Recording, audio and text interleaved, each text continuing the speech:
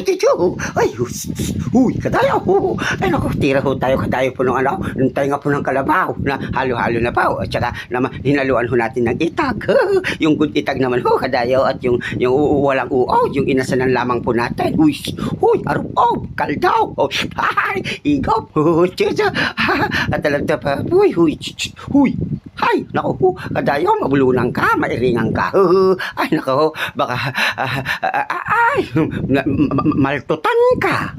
Huy, dahan. At alam ta papoy ho kasi, sige, banat ka dayaw, tira.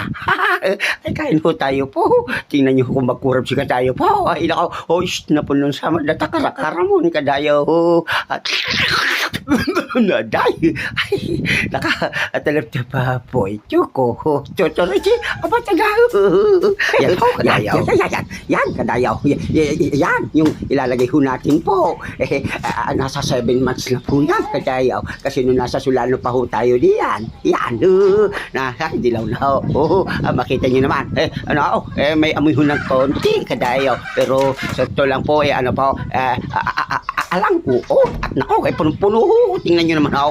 Ay, puno ho ng asin, kadayaw. Kaya nga, pwede. Kapag halimbawa, ay may uod, kanya lang ho'y gagawin ho natin. Tapos maglagay-lagay ka lang po ng tipak. Kapag halimbawa kadayo, pagka tumipak ka diyan, siyempre, ang gagawin nyo ho, hugasan nyo po maigay. Pwede namang hindi hugasan kadayo. Pwedeng hindi hugasan. Kaso nga lang, pag nagluto ho kayo, huwag nyo ho lalagyan muna na ho ng asin. Yan. Tagal na ho niya, kadayaw. Yung nasa timba. At hindi naman ho, kahit ilabas mo yan, kadayaw, kahit ibitin mo dyan sa labas yan. Hindi ho lalangawin yan. At talagang, takot po ang bangaw diyan, kadayaw. Ay, kumitil lang ho tayo ng konti. Iyudong kadayaw. Yan, karatsyo. Yan,